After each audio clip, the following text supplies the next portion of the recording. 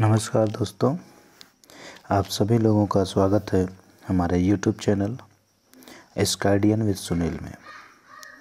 आज हम अपने इस चैनल के माध्यम से आप सभी लोगों को असिस्टेंट अकाउंटेंट का जो परीक्षा हुआ है 13 सितंबर 2021 को, उसका पेपर सॉल्व कराएंगे।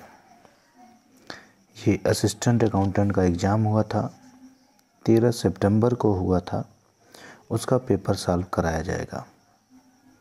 तो आप लोगों को सबसे पहले पहला क्वेश्चन सॉल्व कराते हैं। देखिए, पहला क्वेश्चन है विच of the following statement is incorrect.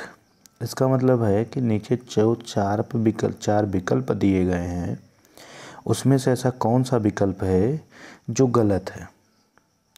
तो पहले विकल्प की हम बात करें तो उसमें बोला है income and expenditure account balance at the end of the period is transfer to the receipt and payment account. इसका मतलब ये हुआ कि जो भी इनकम और एक्सपेंडिचर अकाउंट बनाया जाता है, उसका जो बैलेंस आता है वो साल के अंत में क्या रिसीप्ट एंड पेमेंट अकाउंट में ट्रांसफ़र किया जाता है।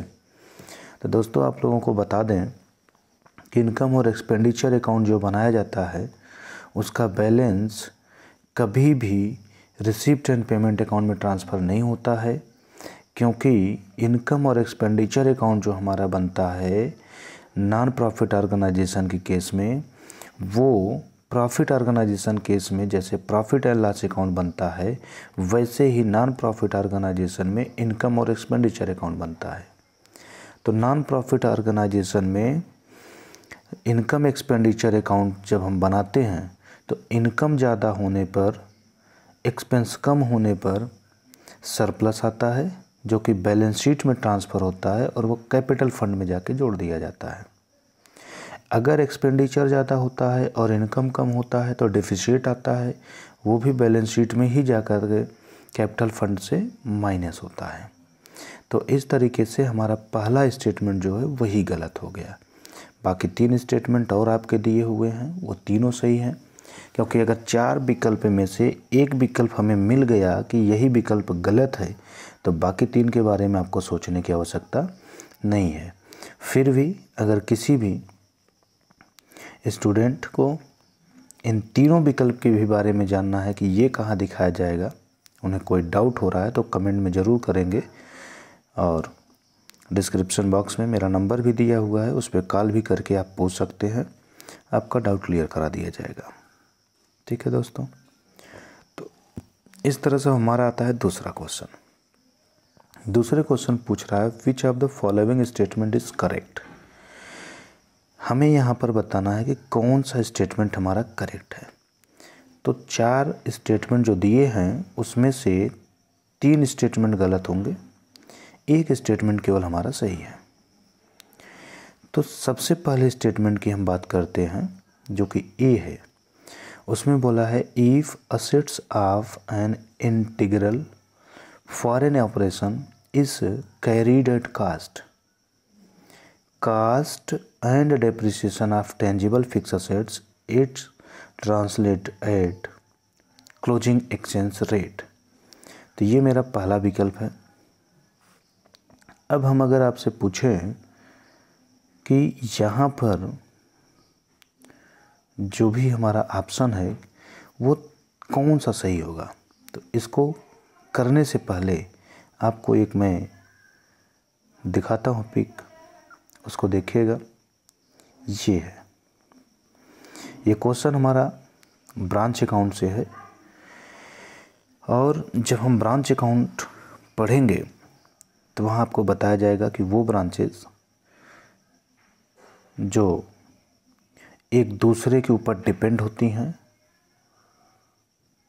उन्हें हम डिपेंडेंट ब्रांच बोलते हैं, और जो ब्रांच एक दूसरे के ऊपर डिपेंड नहीं होती है उसे हम इंडिपेंडेंट ब्रांच कहते हैं।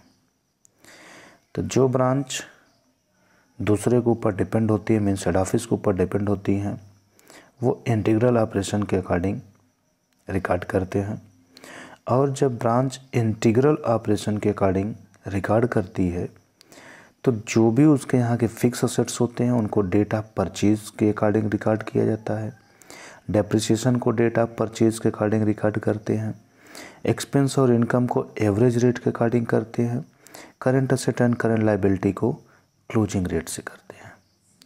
अगर हमारा यही क्वेश्चन पूछा होता कि इसमें फिक्स असेट्स और डेप्रिसिएशन क्या क्लोजिंग रेट पे भी रिकॉर्ड होगा, तो उस केस में हमारे क्वेश्चन में इंटीग्रल ऑपरेशन की जगह नॉन इंटीग्रल ऑपरेशन देता।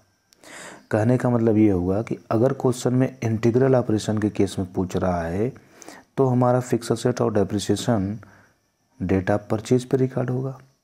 अगर हमारे क्वेश्चन में इंटीग्रल ऑपरेशन न लगा करके नॉन इंटीग्रल ऑपरेशन लगाता है तो उस केस में डेप्रिसिएशन और फिक्स असेट्स हमारा डेट ऑफ परचेज पे न रिकॉर्ड होकर के बल्कि क्लोजिंग रेट पे रिकॉर्ड किया जाएगा, जिस पर कि करंट असेट्स और करंट लायबिलिटी को रिकॉर्ड किया जाता है। तो इस तरीके से अगर हम आपसे बोलें अब कि इस दूसरे क्वेश्चन का ऑप्शन क्या होगा, तो दूसरे क्वेश्चन में देखिए ऑप्शन जो मेरा सी दिख रहा है वही करेक्ट आंसर है, क्योंकि उसमें लिखा है कि if assets of an integral foreign operation is carried at cost and depreciation of tangible fixed asset translated at exchange rate of date of purchase। क्या लिखा है? Date of purchase. और किसके लिए? Depreciation of tangible fix asset. Means fix assets और depreciation को translate किया जाता है, मीन्स बुक में लिखते हैं डेट ऑफ परचेज का जो रेट होता है उसके अकॉर्डिंग। ठीक है दोस्तों, तो इस तरीके से हमारा क्वेश्चन नंबर सेकंड का जो ऑप्शन सही है वो सी सही है। अब आते हैं थर्ड पे। क्वेश्चन नंबर थर्ड में पूछा है कि on receipt of the bill which of the following entries is made by payee in his book of account. मतलब कह रहा है कि जब बिल को रिसीव्ड किया जाता है, बिल को रिसीव करते हैं मतलब जब बिल को प्राप्त किया जाता है, तो नीचे में से कौन सी एंट्री को पास किया जाता है? पेई के यहाँ। तो पेई कौन होता है? तो पेई वह व्यक्ति होता है जो बिल का पेमेंट रिसीव करता है। इसलिए हम कह सकते हैं कि जो ड्रावर होता है, ड्रावर मीन्स सेलर, किसकी बात कर रहे हैं? ड्रावर। जो ड्रावर होता है, ड्रावर को ही हम लोग सेलर भी बोलते हैं। तो जो ड्रावर होता है, ये ड्रावर हमारा बिल का पेमेंट अगर ड्यू डेट पे स्वयं रिसीव करेगा तो यही पर्सन पेई बन जाएगा। अगर यह पर्सन बिल के ड्यू डेट पर पेमेंट न रिसीव करके बल्कि कोई दूसरा पर्सन रिसीव करता है तो उस केस में ये बन जाता है पेई, जो पर्सन बिल का पेमेंट रिसीव करेगा। तो अब समझते हैं, बिल का पेमेंट जो भी पर्सन रिसीव करता है वो पर्सन क्या कहलाता है? पेई। अब बिल का पेमेंट वही पर्सन रिसीव करेगा जिसके पास बिल होगा। जिसके पास बिल नहीं है वो बिल का पेमेंट तो रिसीव कर नहीं सकता। तो अब हमारा क्वेश्चन जो पूछ रहा है वो ये पूछ रहा है कि on receipt of the bill जब रिसीप्ट होता है तो एंट्री जो हम पास करते हैं वो पेई के यहाँ क्या पास करते हैं? तो यहाँ पर बिल को जो भी पर्सन रिसीव कर रहा है अभी उस टाइम में वही पर्सन उसका पेई है, क्योंकि बिल अगर वो रिसीव कर रहा है तो उसका पेमेंट भी फाइनली वही रिसीव करेगा। तो सोचिएगा, बिल जो होता है वो बिल अगर आप पेई बनेंगे तो बिल आपको मिलेगा, तो बिल आपके यहाँ आता है। अच्छा, उस बिल का पेमेंट आप फ्यूचर में रिसीव करेंगे। अगर ड्रावी मतलब जिसने आपसे ख़रीदा था, अगर वह व्यक्ति आपको बिल देता है तो उस बिल का फ्यूचर में आप पेमेंट पाएंगे। और अगर उस बिल का पेमेंट आप फ्यूचर में पाएंगे तो एक तरीके से वह बिल आपके लिए असेट है, क्योंकि जिस भी चीज़ का पेमेंट हम फ्यूचर में पाते हैं वो हमारे लिए असेट कहलाता है। तो अगर हम बिल का पेमेंट फ्यूचर में पाएंगे तो वो बिल हमारे लिए असेट है। और अगर बिल असेट है तो ज़रा सोच के बताइए कि जिस पर्सन को आपने गुड्स उधार बेचा है वह पर्सन आपको बिल दे रहा है, तो वो बिल आपके बिजनेस में आएगा कि जाएगा? तो आंसर होगा आएगा। अब दोस्तों बताइए कि अगर आपके यहाँ बिल आ रहा है तो हम दूसरी भाषा में ये कह सकते हैं ना कि हमारे यहाँ असेट आ रहा है। अगर हम कहें कि हमारे यहाँ बिल आ रहा है तो दूसरी भाषा में हम बोल सकते हैं कि हमारे यहाँ असेट आ रहा है। और ये असेट आपका आता है रियल अकाउंट में, ठीक है। और रियल अकाउंट का रूल है आएगा तो डेबिट। कोई भी असेट आपके व्यवसाय में आएगा तो क्या करते हैं? डेबिट करते हैं। और वही असेट अगर आपके व्यवसाय से जाएगा तो क्रेडिट करते हैं। तो यहाँ पर बिल आपके यहाँ आएगा, बिल आपके यहाँ आएगा। अब बिल आएगा तो रियल अकाउंट के रूल के अकॉर्डिंग हम उसको क्या कर देंगे? डेबिट कर देंगे। तो ये देखिए मेरा बिल रिसीवेबल डेबिट हो गया। इस बिल को जिस भी पर्सन ने दिया होगा, जिस भी पर्सन ने दिया होगा वो आता है पर्सनल अकाउंट में। कौन से अकाउंट में? पर्सनल अकाउंट में। अब पर्सनल अकाउंट का रूल है रिसीवर को डेबिट करते हैं, रिसीवर को क्या करते हैं? डेबिट करते हैं। और जो गिवर होता है उसको क्रेडिट करते हैं। अब यहाँ पे आप अपने आप को पेई बना के सोचिए, आपके पास जो बिल आ रहा है वो बिल आपको किसी पर्सन ने ही तो दिया होगा। अगर किसी पर्सन ने दिया है तो वो पर्सन गिवर ही तो कहलाएगा, वो गिवर है क्योंकि बिल देने वाला वही है। अब अगर वो गिवर है तो वो हो जाएगा क्रेडिट। वो क्या हो जाएगा? क्रेडिट। तो क्रेडिट अगर वो हो जाएगा तो हम कह सकते हैं कि गिवर को हम करेंगे क्रेडिट, तो इसका मतलब पर्सनल अकाउंट के रूल के अकॉर्डिंग हो जाएगा वो क्रेडिट। तो बिजनेस में बिल आ रहा था इसलिए बिल रिसीवेबल अकाउंट डेबिट हो गया। बिल देने वाला जो पर्सन था वो बायर था, और बायर को हम बिल ऑफ एक्सचेंज की लैंग्वेज में जब आते हैं तो बोलते हैं कि वो जो बायर है वो ड्रावी है। वो कौन है? ड्रावी है। इस तरीके से हमारा आंसर हो जाएगा bill receivable account debit to drawee account. तो ऑप्शन हमारा पहला सही हो जाएगा, सॉरी दूसरा, है ना। चलिए अब आते हैं क्वेश्चन नंबर 4 पे।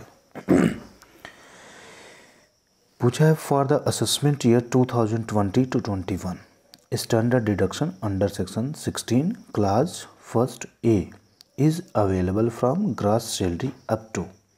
तो अगर हम इस डिडक्शन की बात करें तो स्टैंडर्ड डिडक्शन जो लाया गया है वो मेडिकल ट्रीटमेंट और ट्रांसपोर्ट अलावेंस की जगह पे लाया गया। किसकी जगह पे? Medical allowance means medical treatment जो मिलता था, और क्या,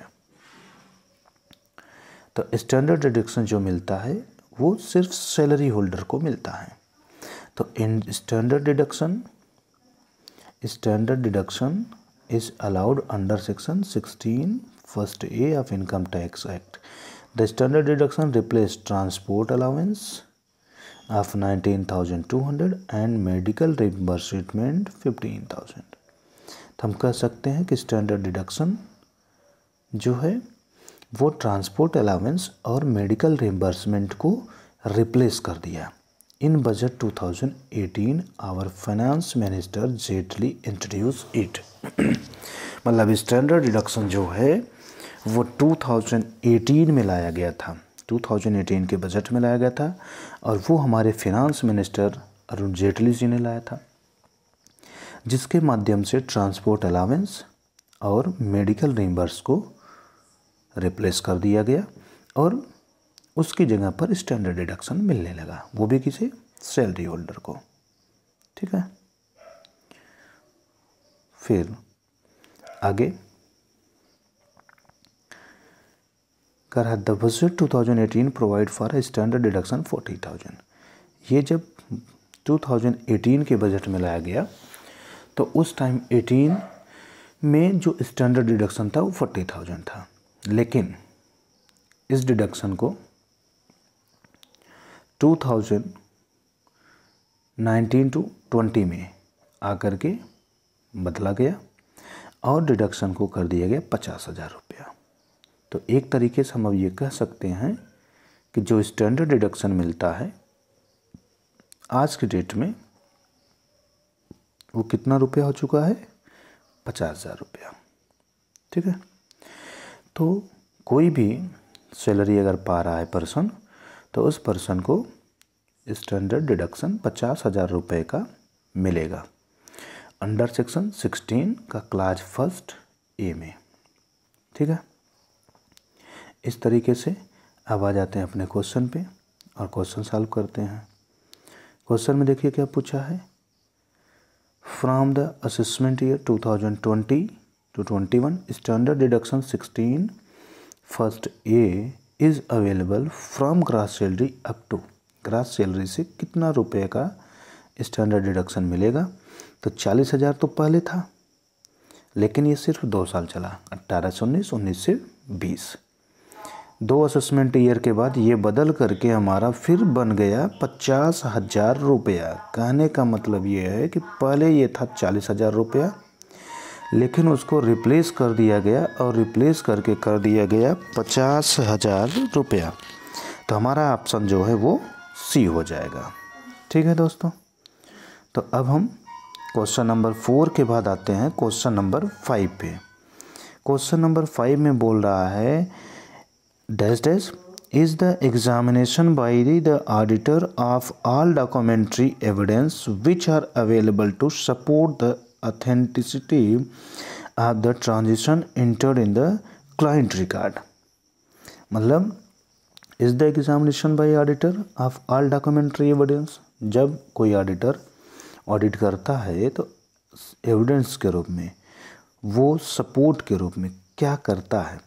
तो is the examination by the auditor of all documentary evidence which are available to support the authenticity of the transaction entered in the client record. मतलब क्लाइंट ने जो भी रिकॉर्ड बनाया है वो ऑथेंटिक है, उसके सपोर्ट में वो क्या करता है, किस टाइप का एविडेंस बनाता है।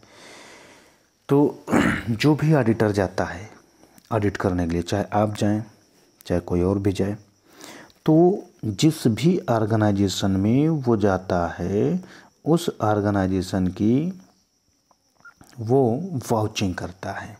मतलब क्लाइंट ने जो भी रिकॉर्ड मेंटेन कर रखे हुए हैं उनका वो वाउचिंग करता है और उसी बेस पे वो एग्जामिनेशन करता है कि क्या उन्होंने गलत बनाया या क्या सही बनाया। तो इस तरीके से 5वें क्वेश्चन का जो आंसर होगा वो हो जाएगा आपका सी। ठीक है, अब देखते हैं क्वेश्चन नंबर 6। क्वेश्चन नंबर 6 में कह रहा है विच of the following statement is incorrect. चारों ऑप्शन में से एक ऑप्शन आपका गलत है, वही बताना है। With respect to basic principle issued by SA 200 that govern the auditor responsibility whenever as audit is carried out. इसका मतलब ये है कि नीचे 4 विकल्प दिए गए हैं, उन चारों विकल्प में से कोई एक विकल्प गलत है। और कह रहा with respect to basic principle issued by SA का मतलब क्या हुआ, स्टैंडर्ड ऑन ऑडिटिंग। ऑडिटिंग के जो स्टैंडर्ड बने हैं उसके अकॉर्डिंग जो रिस्पॉन्सिबिलिटी है ऑडिटर की उसके बारे में पूछ रहा है। तो ऑडिटर की क्या रिस्पॉन्सिबिलिटी है, तो उसको इस क्वेश्चन को करने से पहले हम लोग फिर से एक पिक को देखते हैं। ये ऐसे 200 बोलता है overall objective of the independent auditor and conduct of audit in accordance with SA। इसका मतलब ये हुआ कि स्टैंडर्ड जो हमारा ऑडिट का है, तो स्टैंडर्ड ऑन ऑडिट 200 ये बोलता है कि जो ऑडिटर है वो उसके जो ऑब्जेक्टिव हैं, ओवरऑल जो उसके ऑब्जेक्टिव हैं वो इंडिपेंडेंट होने चाहिए। इंडिपेंडेंट का मतलब किसी के ऊपर उसको डिपेंड नहीं होना चाहिए। वो फ्री होकर के ऑडिट करे। सॉरी। तो इस तरीके से जो हमारा ऑडिट का स्टैंडर्ड है, वो ऑडिट का 200 वाला स्टैंडर्ड ये बताता है कि जो भी ऑडिटर है वो इंडिपेंडेंट होता है, वो किसी के ऊपर डिपेंड नहीं होता है, किसी के ऊपर डिपेंड नहीं है, उसके ऊपर किसी का प्रेशर नहीं है। तो उसको उसके जो ऑब्जेक्टिव हैं वो ओवरऑल कह सकते हैं कि फ्रीडम होते हैं, फ्री होते हैं। ठीक है, यहाँ पर आप पढ़ लेंगे तो डिटेल भी दिया है। As per SA 200 overall objective of independent auditor in conducting an audit of financial statement, the overall objective of the auditor are। इसका मतलब ये हुआ कि जो ऑडिटर होता है उसके जो ऑब्जेक्टिव हैं फाइनेंशियल स्टेटमेंट की ऑडिट करते समय वो पूरी तरह से फ्री होने चाहिए। मीन्स किसी के प्रेशर में होकर के उसे ऑडिट नहीं करनी चाहिए। तो आते हैं अपने क्वेश्चन पे। यहाँ पे पूछा है, तब देखिए जैसे हम ऑप्शन बी की बात करें, करा the auditor should not obtain knowledge about the client business to determine the nature, timing and the extent of the audit procedure. मतलब इसका क्या हुआ कि जो ऑडिटर है should not obtain knowledge about the client business, मतलब client जिसकी audit करने गया है ऑडिटर, उसके बिजनेस के बारे में वो नहीं जानकारी लेगा। क्या करते समय? To determine the nature, timing and extent of the audit procedure, मतलब अपना ऑडिट करने से पहले कि क्या उसके बिजनेस का नेचर है, क्या टाइमिंग में ऑडिट होनी चाहिए, ये सब सारी चीज़ों से रिलेटेड उसको अपने क्लाइंट से कुछ भी जानकारी नहीं लेना है। बाकी पहले ऑप्शन की बात करें तो करा the auditor should be straightforward, honest, sincere and free from any influence on his audit work। सही बात है। जब आपका SA 200 बोलता है कि कोई भी ऑडिटर जब भी ऑडिट करेगा तो वो किसी के ऊपर डिपेंड नहीं होगा, इंडिपेंडेंट होगा, किसी के प्रेशर में नहीं होगा, वो अपना फ्री होकर के ऑडिट करेगा, तो फिर ऑडिटर ऑनेस्ट तो होगा ही, सिंसियर होगा और free from any influence his audit work का मतलब हो गया कि ऑडिटर जब अपनी ऑडिट करने लगेगा तो वो किसी के भी दबाव में आकर के ऑडिट नहीं करेगा। ठीक है, तो ये ऑप्शन हमारा सही है। सी वाले में करें तो the auditor should not disclose the client information to anybody without the client permission or under any regulatory requirement. जाहिर सी बात है कि अगर आप ऑडिटर हैं किसी भी फर्म के और आप उसके यहाँ ऑडिट करने गए हैं तो आप उसके बिज़नेस की इन्फॉर्मेशन को डिस्क्लोज़ नहीं करेंगे, मतलब किसी दूसरे पर्सन को नहीं बताएंगे। अगर आप बताना चाहते हैं तो उसके लिए आपको उस जिस क्लाइंट्स की आप ऑडिट करने गए हैं उसकी परमिशन लेना पड़ेगा। लास्ट ऑप्शन है proper working paper should be maintain by auditor to evidence the audit work. अगर आप किसी ऑर्गेनाइजेशन की ऑडिट कर रहे हैं तो ऑडिट करने के बाद आप जब रिपोर्ट बनाते हैं तो आपके पास कोई ना कोई एविडेंस होना चाहिए, क्योंकि अगर आपने रिपोर्ट बनाया है तो वो रिपोर्ट किस बेस पे बनाया ये आपको बताना पड़ेगा। तो हर एक ऑडिटर को अपना वर्किंग पेपर मेंटेन करना पड़ता है। क्या मेंटेन करना पड़ता है? वर्किंग पेपर, और वही उसका वर्किंग पेपर जो होता है वही बनता है उसका एविडेंस। तो इस तरीके से 3 पॉइंट तो हमारे करेक्ट थे, जो बी वाला ऑप्शन था वही पॉइंट हमारा इनकरेक्ट है, इसलिए हमारा ऑप्शन बी सही हो जाएगा। ठीक है, तो इस तरीके से क्वेश्चन नंबर 6 भी सॉल्व हुआ। अब आते हैं हम लोग क्वेश्चन नंबर 7 पे। ठीक है, क्वेश्चन नंबर 7 करा विच of the following statement is incorrect. कौन सा स्टेटमेंट गलत है? 4 ऑप्शन है, 4 ऑप्शन में से 3 सही है और 1 गलत है, मुझे वही निकालना है। पहले ऑप्शन में है A, when bank reconciliation statement is started with favorable balance debit as per cash book। Favourable balance और फिर आगे बता दिया डेबिट, वो भी एज पर किसके? Cash book. और आगे करा locker rent levied by bank is subtracted. Subtracted का मतलब होता है माइनस कर देना। सब्सट्रैक्टेड का मतलब माइनस होता है, ठीक है। तो अब अगर हम आपसे पूछें कि हमारा बैंक रिकॉन्सिलिएशन स्टेटमेंट कैसे बनता है, तो ध्यान दीजिएगा दोस्तों, जो लोग जानते होंगे अच्छी बात है, जिन्हें नहीं पता है मैं उनको बता देता हूँ कि जो हमारा कैश बुक होता है, कैश बुक जो हमारा होता है उसको अगर हम देखें तो बुक से पहले वर्ड लगा है कैश। कैश जो होता है वो हमारा आता है रियल अकाउंट में। रियल अकाउंट मीन्स असेट, ठीक है। और असेट्स हमारा जो होता है वो डेबिट साइड से बढ़ता है। किस साइड से बढ़ेगा? डेबिट साइड से। डेबिट साइड से बढ़ता है और क्रेडिट साइड से घटता है। ऐसा क्यों होता है उसका रीजन भी जान लीजिए। रियल अकाउंट में असेट आता है। कौन से अकाउंट में? रियल अकाउंट में। और रियल अकाउंट का रूल है, आएगा तो डेबिट, जाएगा तो क्रेडिट। कोई भी एसेट आएगा तो डेबिट। अब आप ज़रा सोच के बताइए कि अगर आपके यहाँ कोई एसेट आ रहा है तो आपकी एसेट बढ़ जाएगी कि घट जाएगी? तो आंसर होगा बढ़ जाएगा। तो इसका मतलब एसेट बढ़ेगा किधर से? डेबिट से। फिर रियल अकाउंट का रूल बोलता है कि कोई भी एसेट जाएगा तो क्रेडिट। अब सोचिए, अगर आपके व्यवसाय से कोई एसेट जाएगा तो फिर आपके व्यवसाय की एसेट कम हो जाएगी कि नहीं हो जाएगी? और अगर आपके व्यवसाय की एसेट कम होगी तो उसको हम क्रेडिट कर रहे हैं, तो हम बोल सकते हैं कि एसेट कम होगा तो डेबिट, है ना। तो अब हम कुल मिला के ये कह सकते हैं कि हमारा जो कैश बुक है वो डेबिट से बढ़ता है, क्रेडिट से घटता है, ठीक है। ठीक इसी तरीके से पासबुक पे आएंगे, क्योंकि bank reconciliation statement cash book और पासबुक को ही मिलाने के लिए बनाया जाता है, ठीक है। तो अब जब हम पासबुक में आएंगे तो पासबुक जस्ट कैश बुक का उल्टा चलता है, क्योंकि पासबुक का मतलब हमने बैंक में खाता खुलाया तो बैंक ने हमको पासबुक दिया।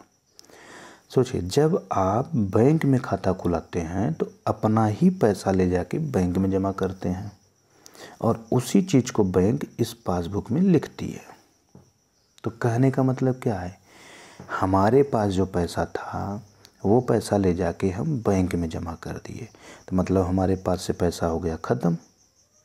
तो हमारे कैश बुक में वो हुआ क्रेडिट, और वही पैसा जब बैंक में जा कर के जमा कर दिए तो वो पैसा बैंक के लिए हो गया लायबिलिटी। तो बैंक भी उसे क्या करेगी? क्रेडिट, क्योंकि लायबिलिटी जो होता है वो क्रेडिट साइड से बढ़ता है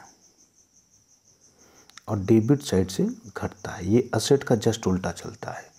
तो एक तरीके से हम ये कह सकते हैं कि जो हमारा असेट है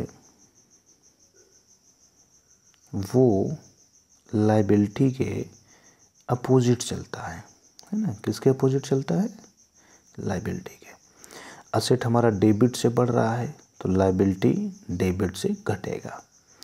असेट हमारा क्रेडिट से घट रहा है तो लायबिलिटी हमारा क्रेडिट से बढ़ेगा, ठीक है। इतना क्लियर हो गया। अब आते हैं अपने ऑप्शन पे। पहला ऑप्शन है कि बैंक रिकॉन्सिलिएशन स्टेटमेंट स्टार्ट किया गया।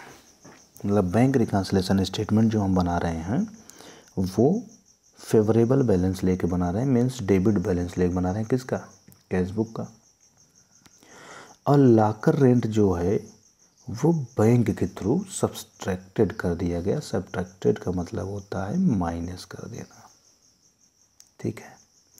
अब सोचिए, अगर आप अपनी कैश बुक बना रहे हैं और आपकी कैश बुक का डेबिट बैलेंस है और बैंक ने लॉकर का रेंट माइनस कर दिया है, तो आप सोच के बताइए कि आप अगर बैंक से लॉकर की फैसिलिटी लेंगे तो जो भी उसका किराया होगा बैंक आपके घर आके उसका पैसा मांगेगी या आपके ही अकाउंट से उस पैसे को डिडक्ट कर देगी। तो आंसर होगा कि हमारे ही अकाउंट से डिडक्ट कर दिया जाएगा। तो ठीक है, डिडक्ट हो रहा है या डिडक्ट कर भी रहा है, कोई दिक्कत नहीं है। दूसरा बी में when bank reconciliation statement is started with favorable debit balance as per cash book, wrong credit in cash book is subtracted। wrong credit in cash book subtracted का मतलब क्या हो गया कि वो कैश बुक के गलत साइड में सब्सट्रैक्ट कर दिया गया। सब्सट्रैक्ट का मतलब माइनस। ध्यान दीजिएगा, अगर हमें कैश बुक को माइनस करना है तो डेबिट से नहीं माइनस होगा, वो क्रेडिट से माइनस होगा। क्योंकि अभी आपने सीखा कि हमारा कैश बुक डेबिट साइड से बढ़ता है और क्रेडिट साइड से घटता है। अगर रॉन्ग कह रहा है, गलत कह रहा है, तो इसका मतलब डेबिट साइड से बढ़ने की जगह क्रेडिट से बढ़ा रहा है और क्रेडिट साइड से घटने की जगह पर डेबिट साइड से घटा रहा है, यही ना। और क्वेश्चन बोल रहा है wrong credit in cash book is subtracted. वो गलती से कैश बुक के गलत साइड से वो सब्सट्रैक्ट कर दिया, मीन्स माइनस कर दिया, जबकि वो क्रेडिट से माइनस होना चाहिए था। तो ऑप्शन जो हमारा यहाँ पे बनेगा वो बी हो जाएगा, क्योंकि क्वेश्चन में पूछा ही है कि वो कौन सा स्टेटमेंट है जो आपका गलत है। तो ऑप्शन बी हमारा गलत है। ठीक है, तो ऐसे ही हमारे और 2 ऑप्शन बचते हैं, उसको आप लोग देख लीजिएगा। अगर आपको कोई समस्या होती है तो कमेंट बॉक्स में लिख के बताइएगा, उसको दूर किया जाएगा, और नहीं होता है तो फिर कोई दिक्कत ही नहीं है। ठीक है, तो अब हमारा जो नेक्स्ट क्वेश्चन है वो 8वें से है। तो आज के लिए इतना ही, क्योंकि वीडियो लेंदी हो जाएगा और आप लोग लेंदी वीडियो को देख करके ऊब जाते हैं।